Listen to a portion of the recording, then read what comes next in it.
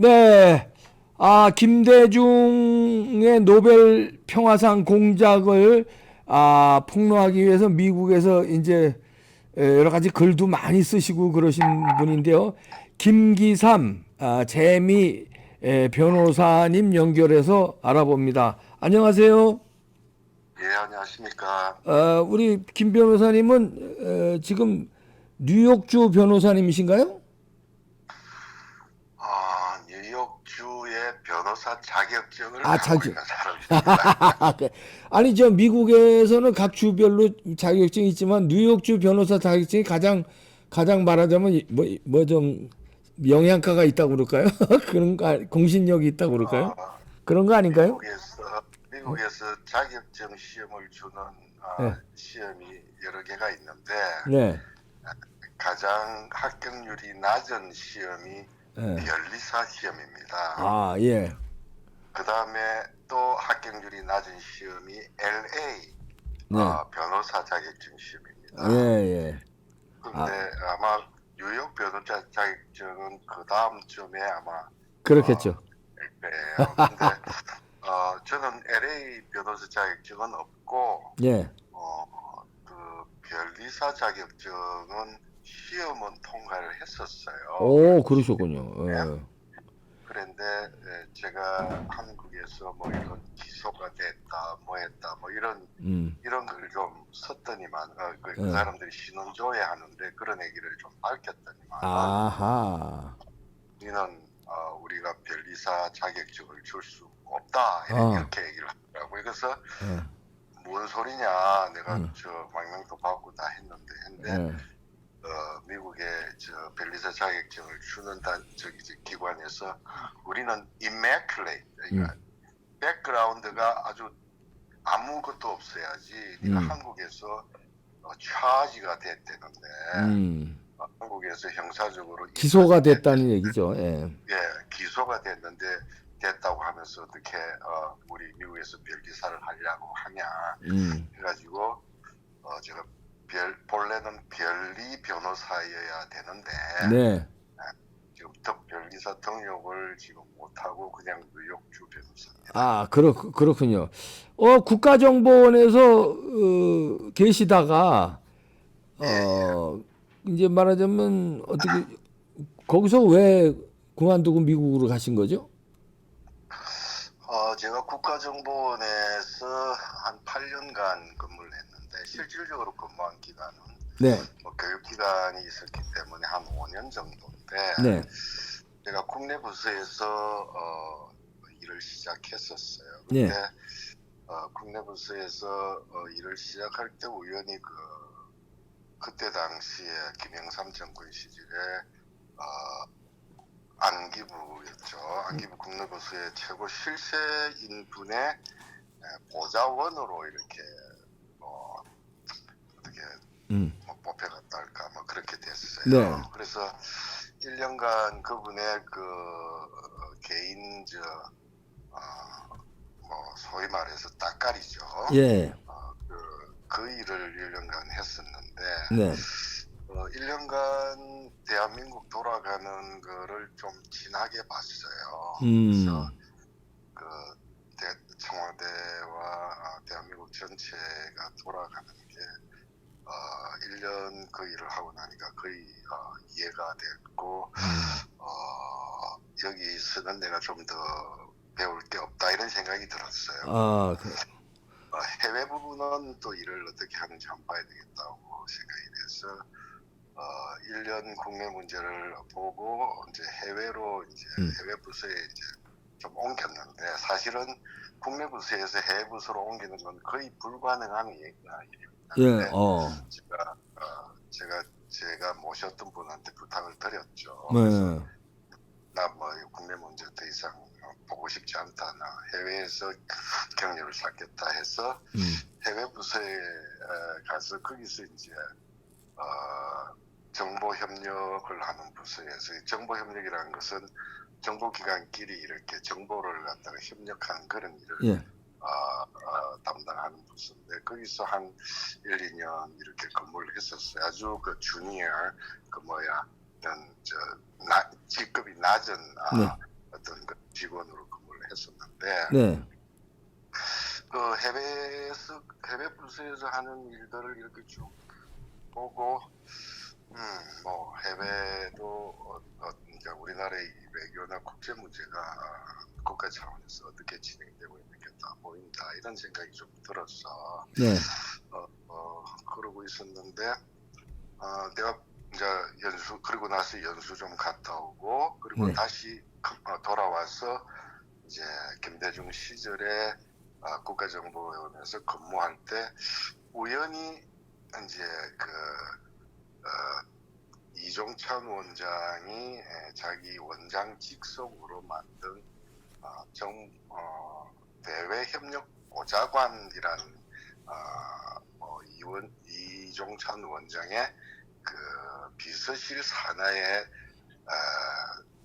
기관이 하나 있었는데 그건 네. 굉장히 대한민국 정보기관 역사상 한 번도 없었던 그런 기관이었어요. 예. 그래서 거기에 뭐 또 우연히 제가 좀 합류를 하게 됐어요. 오. 그 사람들이 뭐 제 이력을 봤겠죠. 예. 뭐 경력이나 이력이나 외국어 능력이나 뭐 여러 가지를 음. 봤겠죠. 예. 그래서 거기 이제 가서 외신을 담당하는 그런 일을 했었어요. 예. 근데 이제 이 외신도 그때 당시에는 이제 제가 이제 국내 부서에서도 언론 일을 좀 했고 그랬으니까 이제 제가 외신 부서에 갔었는데 그 이종찬 원장이 그 부서를 만든 목적이 근본 목적이 네. 노벨상 공작을 하기 위한 기구였어요. 예. 그래서 외신은 노벨상 공작을 하는 데 있어 가지고 그 보조하는 역할을 했어요. 왜냐하면 외신들이 잘 보도해 줘야 노벨상을 받을 수 있기 때문에 그러네요. 어떻게 하든지 외국 언론들을 갖다가 잘 조종하고 협조를 얻고 또 홍보가 잘 되도록 하는 그런 업무를 제가 김대중 정권 시절에 하고 있었는데 예. 거기서 김한정이라는 사람을 옆자리에서 만났어요. 네. 김한정이라는 사람이 저로서는 대학교로 치면 2년 선배였고. 서울법대 말씀하시는 거예요? 아닙니다. 저는 서울법대 출신이지만 김한정이는 서울대 국제경제학과 출신입니다. 국제경제학과. 예, 예. 근데 이제 서울대 전체 학번으로 저보다 2해 선배였고, 네.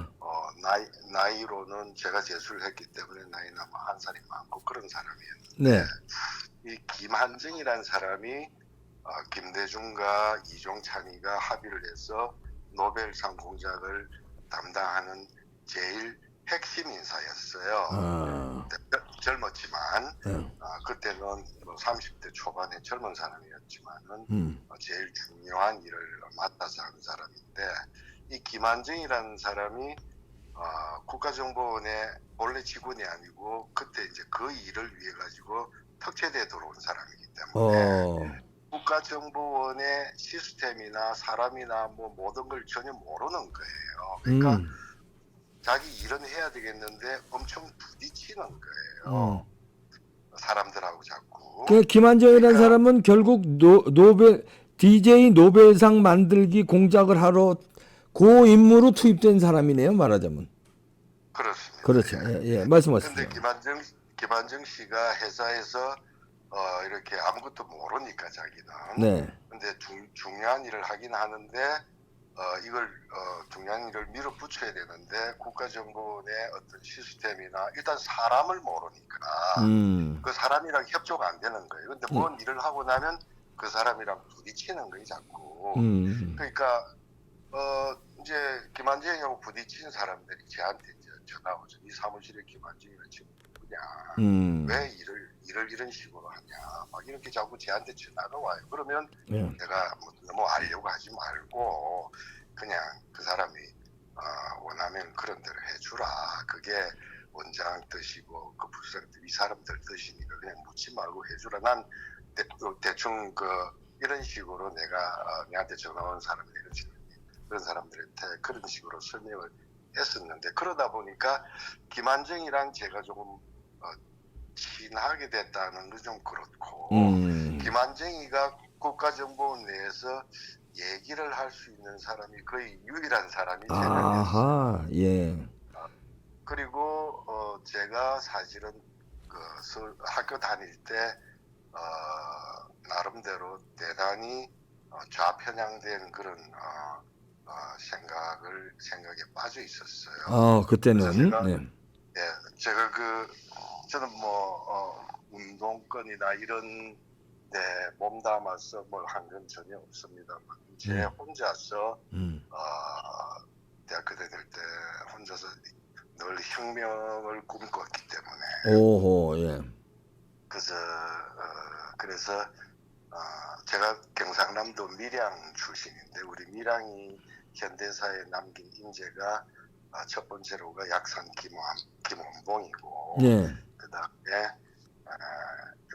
신영복 씨고, 이런 예. 사람들이 다 밀양 사람들입니다. 근데 그런 사람들이 제가 대학교 다닐 때는 저희 롤 모델이었어요. 그래서 제가 대학교 고등학교 시절부터 이미 그랬었는데, 좀 대단히 과격한 어떤 그런 사고를 하고 있었어요, 20대에. 예. 그래서 그러다 보니까 제가 운동권 출신들과 얘기할 수 있는, 왜냐하면 저도 그때 당시는 그 사람들의 그 사고 방식이나 그런 게 충분히 공감을 할 수 있었기 때문에, 네. 그래서 그런 차원에서 김한정하고 제가 한 6개월 정도 같은 사무실 옆자리에 그야말로 옆자리에서 칸막이 옆에서 일을 했는데, 한 사무실에서 예.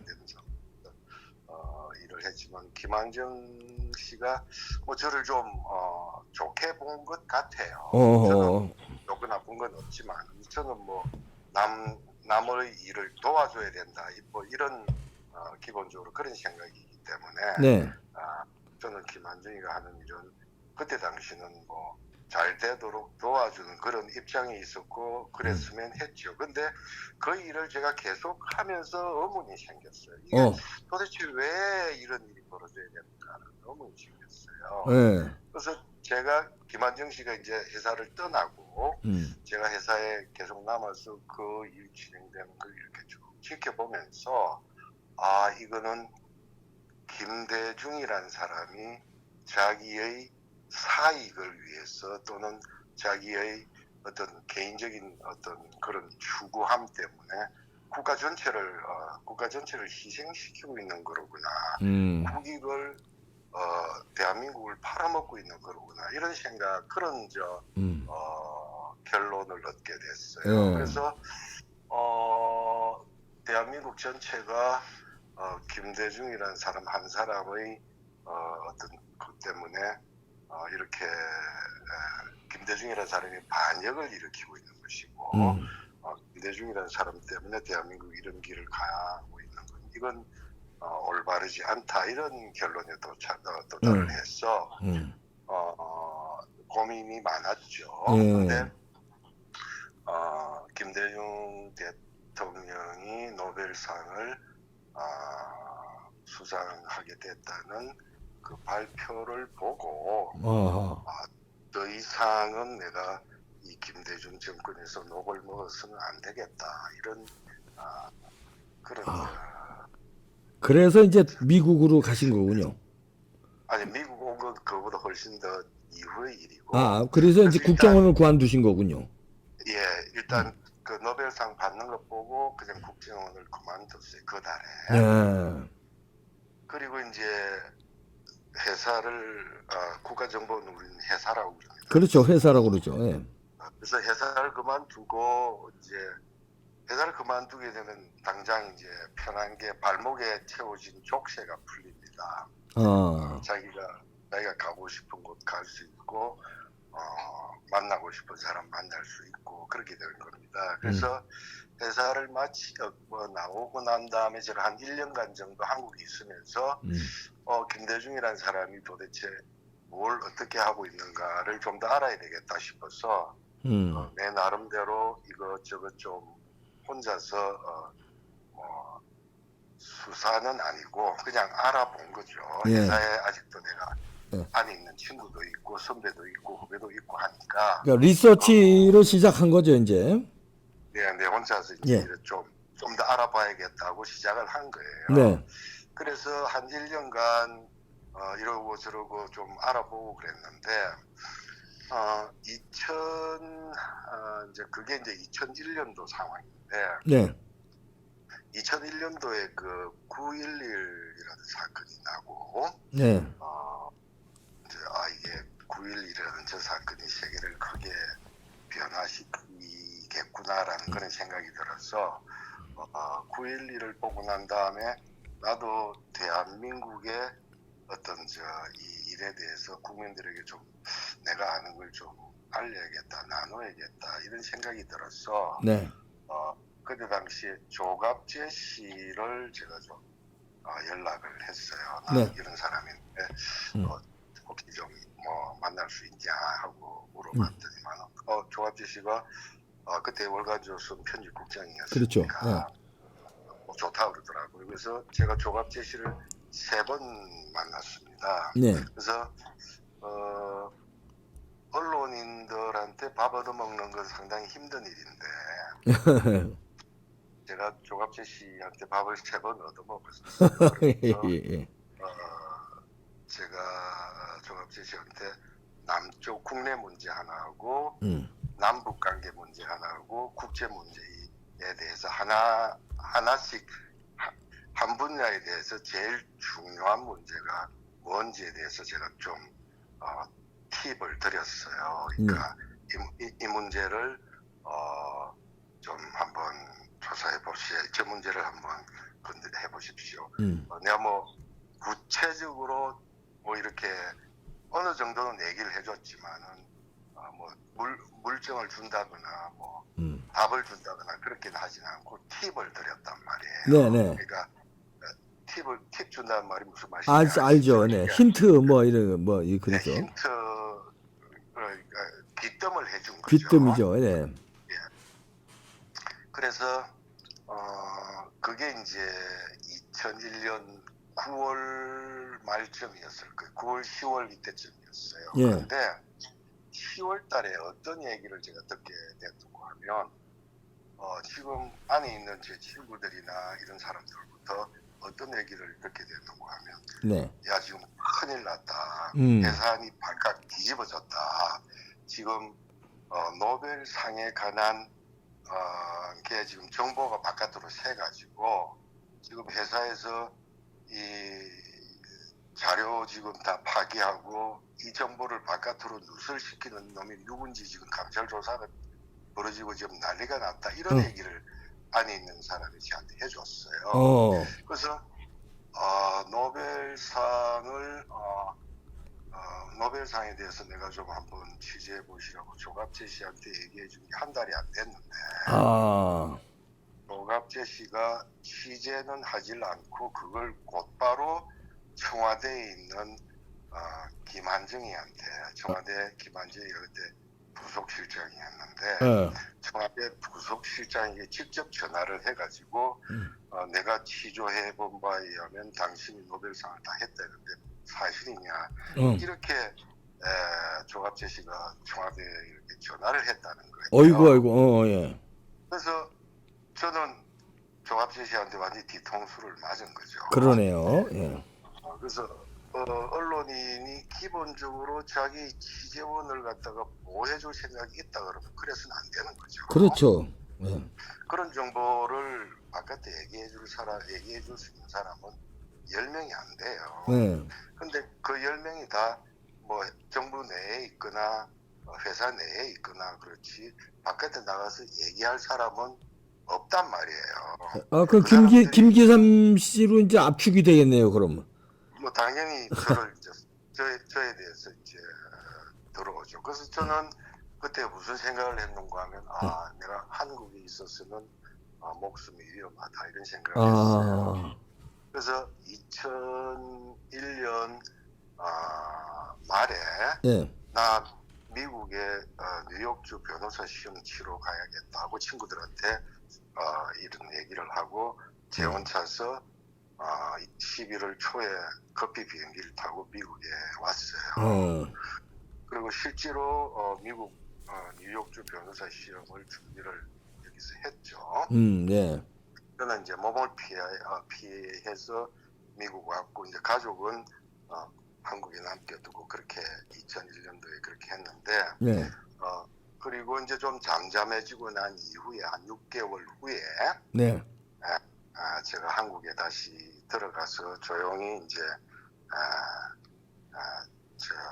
다 모든 걸 다 정리하고 네, 가족들을 데리고 그 이듬해 2002년 3월 말에 미국으로 이제 모든 걸 다 건너왔어요. 네, 그리고 뭐 이제 미국에서 이제 내가 하던 일, 노벨상 뭐 이런 문제, 대북 송금 이런 문제 계속 혼자서 좀 추적을 하고 그랬었는데 네, 2002년도에 그 이제 대선이 시작되면서 현대가 북한에 송금한 문제, 2천억 문제, 4천억, 2천억이 네, 4천억이 됐다가 하는 그런 문제가 이제 국회에서 음. 논란이 되고 이랬던 적이 있었지 않습니까? 네, 그래서 이제 2002년 대선 직전에 대북 송금 문제가 다시 조금 여론화되고 그래서 제가 한나라 그때 당시 한나라당이죠 아마 네, 거기에 이해창 캠프에 있는 최고 핵심 인사에게 제가 사실은 이런 문제를 좀 상의를 드리고 싶다 해서 내가 정보를 드린 적이 있었어요. 그게 2002년 8월 15일입니다. 예, 8.15 광복절에 하늘 쳐다보면서 내가 지금 여기 미국에 와서 하늘만 쳐다보고 있는데 한국이 저렇게 돼서 되겠냐 싶어가지고 내가 알던 걸 이 사람들에게 좀 정보를 줘야겠다 이런 생각이 들어서 네, 제가 사람을 통해 가지고 장문에 글을 써서 이 문제 가지고 선거 전에 임해야 됩니다. 이렇게 내가 조언을 했는데 네, 그게 아무런 실현이 안 돼요. 여기서 제가 이름을 깔게요. 그 사람이 누군지에 대해서. 누구예요? 사실은 그때 그 이해창 캠프의 가장 핵심 인사로 참여했던 게 정현근 씨하고 이병기 씨였어요. 이 두 분이 다 국가정보원의 그러니까 안기부의 차장을 하셨던 분이에요. 나중에 이병기는 국정원장이 됐잖아요, 또. 예, 그렇습니다. 예. 정현근 차장은 국회의원이 됐고. 물론입니다.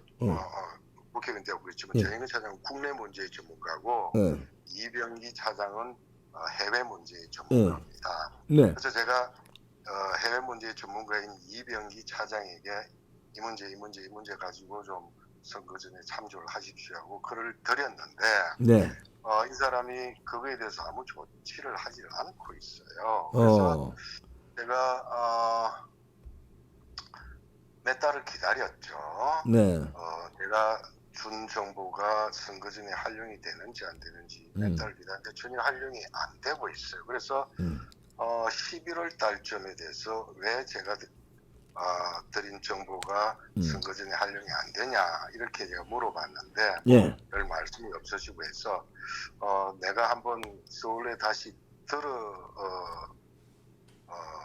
가도 되냐 들어가면 만날 수 있냐 이렇게 물어보니까 또 들어오라 그러더라고요. 그래서 사실 저는 그때 여기에서 이제 학생 신분으로 있었고 F1 비자로 있었기 때문에 그리고 지금 그 학교의 기말 시험 중이었어요. 11월 말이면. 그래서 사실은 제가 시험 안 치고 학교 들어가면은 제 여기 학생 신분에 큰 어려움이 있는데 그거 다 포기하고 그때 한국에 들어갔었어요. 어이구, 예. 근데 저로서는 여기에 신분 다 포기하고 또 내 한국에 들어가면은 신변이 위험하다는 걸 뻔히 다 아는데 김한정이가 내가 들어왔다는 걸 알게 되면 날 체포하러 올 건데 네. 그런 걸 제가 면밀히 이렇게 계산을 했어요. 네. 근데 이제 나는 그 문제가 중요하다고 봤기 때문에 네. 그 얼굴 맞대놓고 직접 얘기해야 되겠다 싶어가지고 사실 커피 내 돈 들여서 내 비행기 끊어가지고 여기에 내가 많은 희생과 손해를 감수하고 한국 들어갔어요. 그러게요. 그래서 한나라당 그 여의도에 그 한나라당 당사에 가서 네. 사실은 당사 회의실에서 정영근 씨하고 이병기 씨 둘 놓아놓고 네. 노벨상 문제하고 그 국내에 뭐 이렇게 게이트 김대중 시절의 게이트 문제 이런 문제하고 뭐 이런 걸 갖다 제가 쭉 브리핑을 해드렸어요. 네. 그러니까 정영근 의원이 그러더라고요. 정영근 의원 경상도 합천 사람인데 네. 니는 어째 그런 걸 다 하노? 내보다 더 많이 안 해. 막 이렇게 얘기를 하더라고요. 예.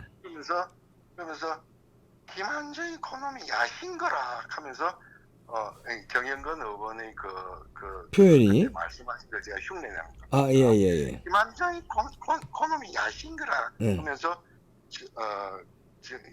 이병기 차장한테 지난번에 한화에 돈 갖다 준 거 그거 심부름한 것도 다 김한정이 그 새끼가 그놈이 다 한 거야. 뭐 이렇게 제 앞에서 세 명이서 얘기하는데 정영근 의원이 그렇게 얘기를 했어요. 그래서 저는 그때 이제 선거 전에서 뭔가를 바꾸기에는 이미 좀 늦은 시간에 한 달도 안 남았기 때문에. 네. 그래서 저는 이거로 가지고 한번 승부를 하시라. 특히 노벨상 가지고 하시라. 왜냐하면 그때 노벨상이 뭐 블루 카펫을 깔아라 해서